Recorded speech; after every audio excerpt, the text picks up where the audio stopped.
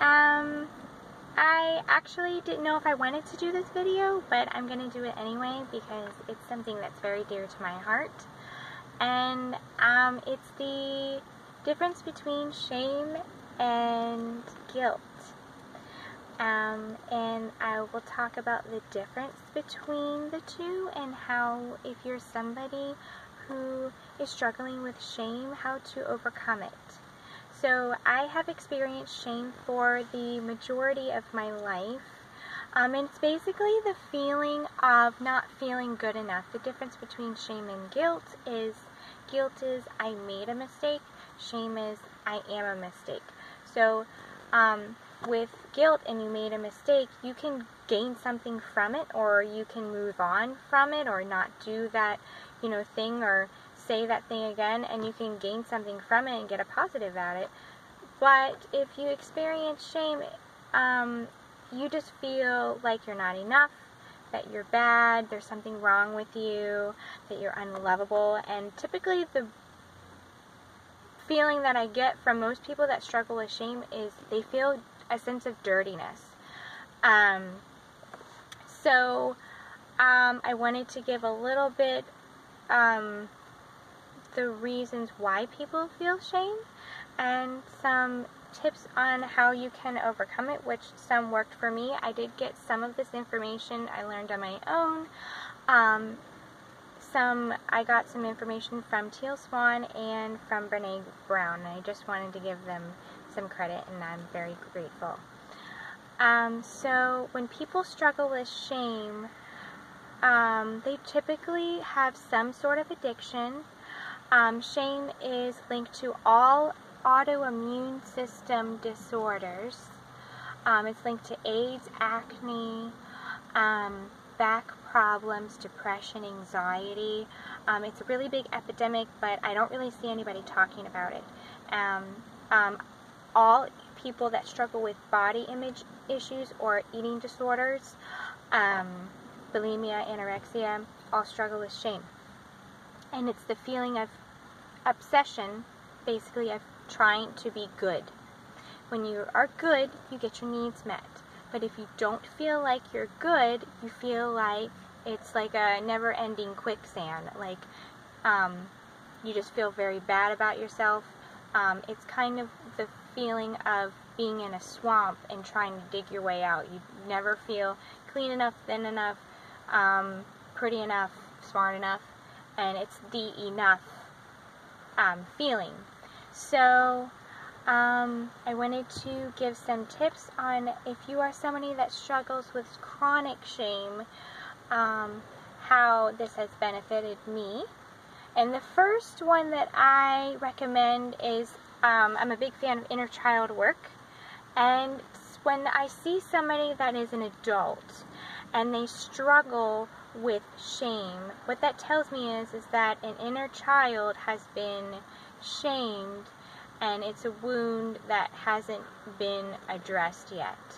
So let's say, for example, a child grows up and I'm trying to think of a good example. Okay, a child runs into a room naked and their guardian, parent, teacher, whatever, scolds them. And they say, "Bad girl, you're not good." The child cannot differentiate the difference between doing something wrong and being something wrong at a very young age.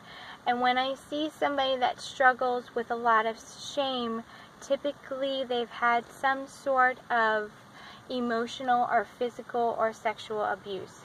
And this is severe cases. And I guess I kind of have a knack of telling who has experienced what, but almost all physical or sexual abuse cases, the victims will end up feeling shame even though they have done nothing wrong. So that's typically the audience that I'm talking to. So when I feel that someone is experiencing this feeling, they typically don't want to feel vulnerable with other people. So they typically want to emotionally isolate, not be around other people. They don't want to be seen. They don't want to be heard. They don't necessarily have to be shy, but they're typically very defensive people, or they're very, not socially awkward, but typically they're very defensive. So what I want someone to do when they're experiencing shame is connect with other people. You don't have to tell them your whole life story, but it's very healing to connect with other people.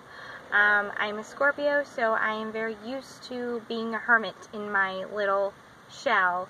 I really had to learn how to connect with other people, and also being vulnerable with other people, because that will totally eliminate shame, is being vulnerable with other people. And it sounds absolutely crazy, but when you're invulnerable with somebody, you show them parts of yourself that you could potentially be hurt with. So if somebody is struggling with trust issues, or something that's very dear to your heart, I want you to do the opposite of what you are ashamed of. So for example, if you are ashamed of something in particular, like your thighs or your glasses, or you don't think you have very good skin, or you don't really like your hair, I want you to go outside without your makeup. I want you to wear a bikini. I want you to be vulnerable with what you don't like about yourself. And this is also a desensitization technique. But if you are vulnerable with what you feel ashamed about, you have more of a chance to overcome it, because really, shame more has to do with you than it does with other people. So the third tip that I have for people that are struggling with shame is to find something every day about yourself that is good, because shame is linked from feeling bad. So if you find something every day that is good about you, that doesn't have to do with your physical appearance or your work ethic. It has to be about your essence. Like, I am kind, I am loyal, I'm a great wife, I'm a great cook. And if you can't think of anything, that's okay, you can find other people that are like maybe your friends or your family, and ask them, what are 3 things that are good about me? And I just want you to do that every day. Sometimes it's not going to be a cure-all, but it will definitely remind yourself that you are good. And people that struggle with shame and guilt are people that are the best good people. It's just that their moral consciousness is more sensitive than most people, which makes them people that usually don't do anything wrong. So I don't know if anybody got anything from this video, but if you did, I hope that you can overcome what you're really struggling with. And if you guys ever want to talk to me about anything, I'm here if you want. But that's all I got to say right now. So I hope you have a wonderful weekend and have a wonderful and beautiful day. Mwah! Bye!